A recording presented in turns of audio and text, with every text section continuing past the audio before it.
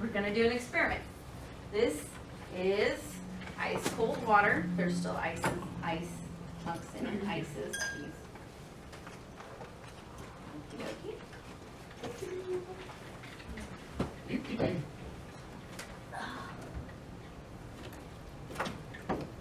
This is recently boiling water.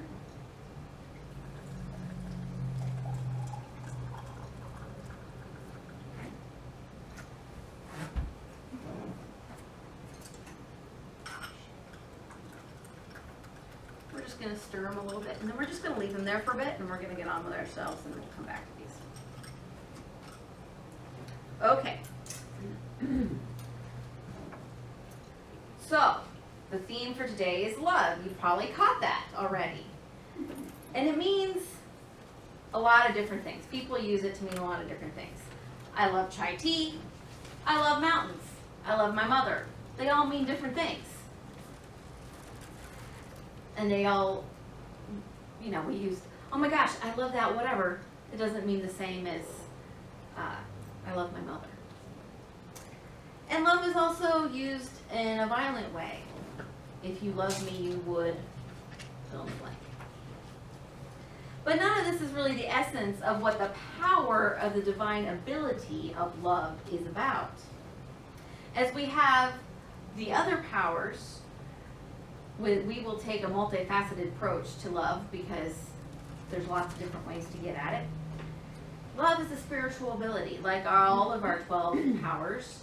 It's one of the tools in our spiritual toolbox, and like any tool in a toolbox, it's pretty good by itself, but it's even better usually when you're working on a project. You probably need more than one different kind of tool, and so it's good to remember that when we're looking at our 12 powers. We may be looking at each one specifically, but really they're to be used in concert. And so, like all the rest of the 12 powers, we can use our powers to bring more joy and grace and peace to the world, and of course we can misuse them, and after all, greed is a misuse of love, right? So the first aspect of love is magnetism. You may have heard of the law of attraction. And it's often simplified to make it sound like if you have a vision board, you will magically have whatever's on your vision board. And it's, yeah, okay, you might get some results, but you can do better than that. You can actually use the power better. If you use wisdom to clear the path, because like attracts like, and where you put your attention matters. Magnetism.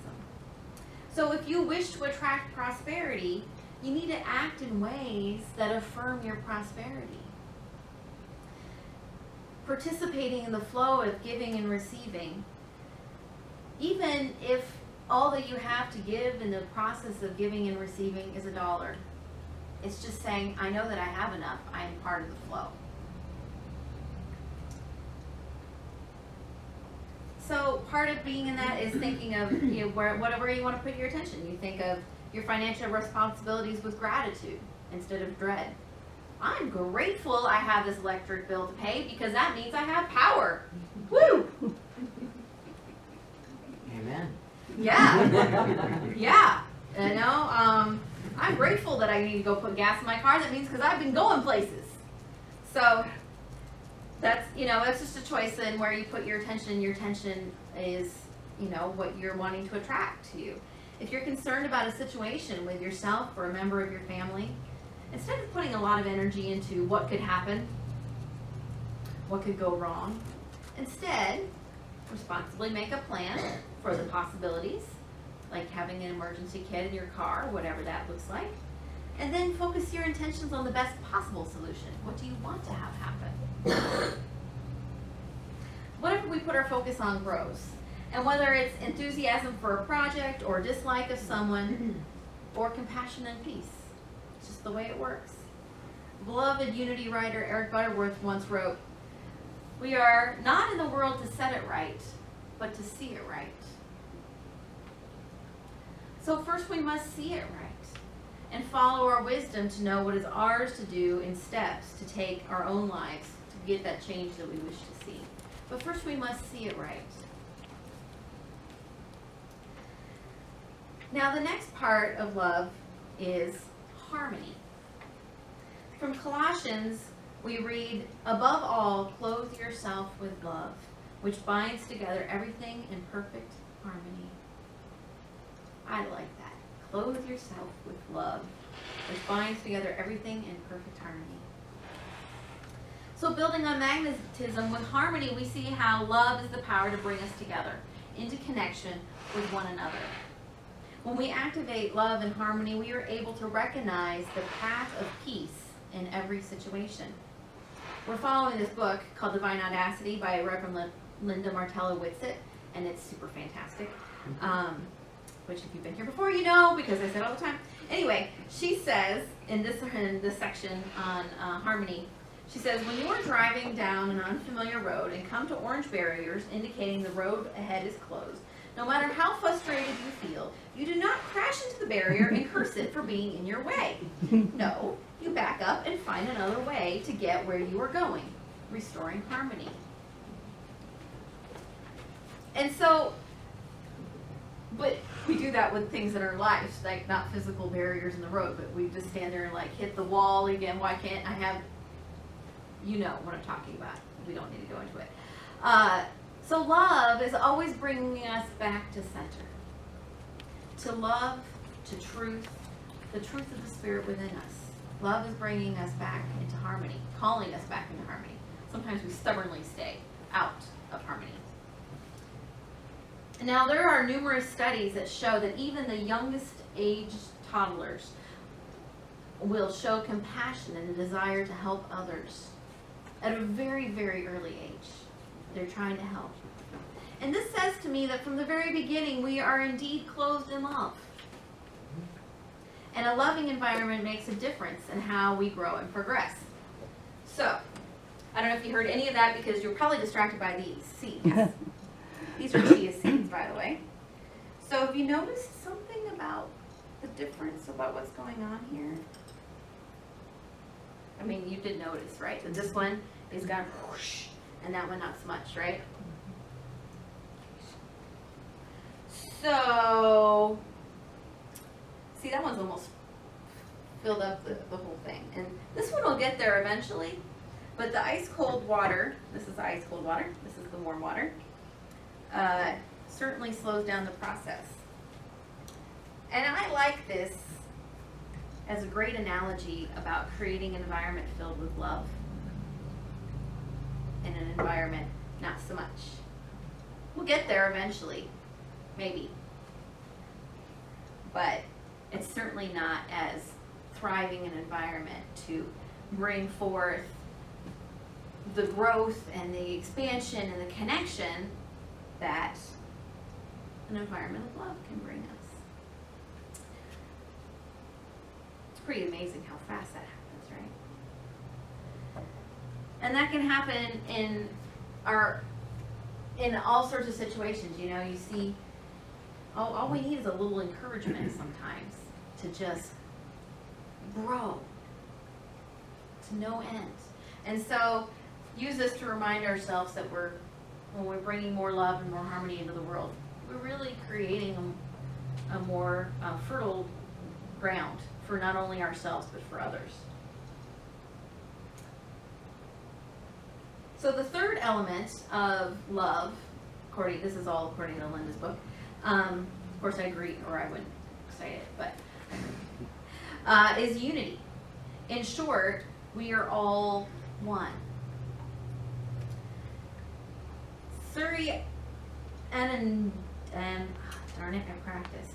Suri Anandamaya wrote, the individual suffers because he perceives duality.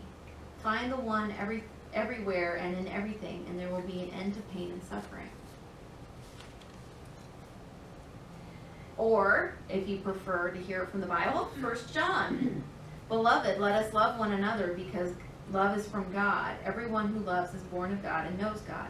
God is love, and those who abide in love abide in God, and God abides in them. So, it's the same thing. We're all, or, if you prefer Albert Einstein, our separation of each other is an optical illusion of consciousness. There you go. The unifying power of love can and does remind us that we are all one spiritual family. The unifying power of love allows us to see the truth, that there is really no separation. It's all in our heads. The unifying power of love lets us see the grandmother, the brother, the uncle, the daughter in the news reports we see of people struggling around the world. And it ignites compassion that outshines fear and spurs us into action to support our worldwide neighbors.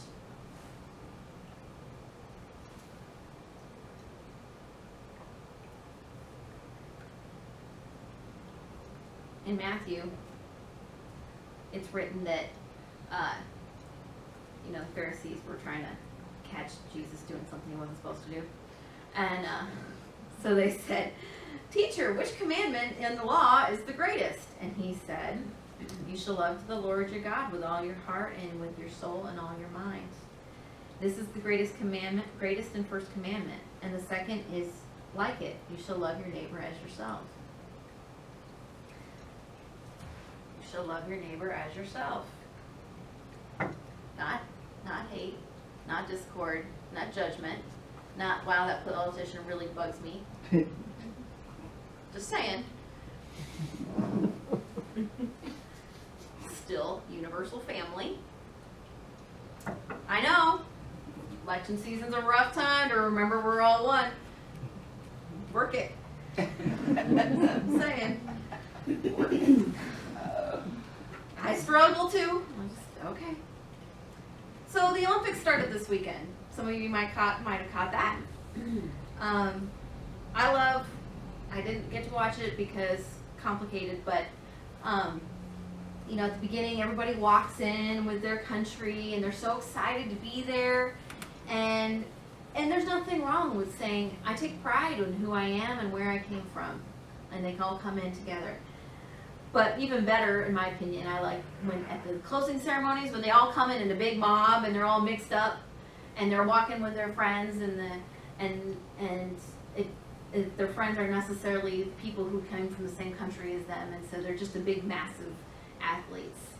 That's really, really neat.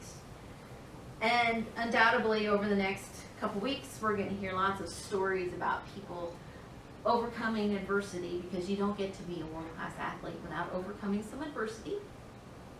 And we're going to see people connecting and supporting one another, regardless of which team they're on. And we're going to have those kind of heartwarming stories that we hear every time the Olympics happens. But the story that's really on my heart right now is of the refugee Olympic team. I'm really gonna hold it together. These 10 athletes are from countries that they had to leave because of their own safety and because conflict made it so they had to leave. And yet they were able to continue to train in their new host countries, and the Olympic Committee supported that. Yursa Mardini, she's 18 years old. She's a swimmer from Syria. She was training in Syria in pools where some roofs had bombed out holes in them. 3 or 4 bombed out holes in the roofs of these buildings that she was training in. I don't know about you, that would be cause for concern, because who knows when the next hole's coming, right? Eventually, she and her sister left and traveled north. They were on a boat to Greece with about 20 other people when the motor went out. So, Yursa, her sister, and the 2 other people on the boat who knew how to swim, 4 of the 20 people on the boat knew how to swim, got in the water, and they pulled that boat 3.5 hours. 3.5 hours to Greece. Not only has swimming saved, swimming is her life, swimming saved her life and 20 other people, along, of course, with teamwork. they did it together. Now this, to me, is a story of love in action. You should love your neighbor as yourself. Now, most of us will probably not find ourselves in situations like hers. We are, however, making choices about how we show up and interact all the time. And so, our homework, because I always give homework, is simply this. When we're at a choice point, and there's always choice points, ask, what does love require of me? Not, if you love me, such and such. That's not love. That's not what love requires of you. But really, what does love require of me? What is the compassionate response? What will bring more harmony? What will bring forth more joy and connection? What acknowledges the divinity in everyone? Now, remembering, of course, that being loving toward yourself is part of the equation of what does love require of me. What does love require? So clothe yourself in love. Create a life-enhancing environment. And ask, always, what does love require of me?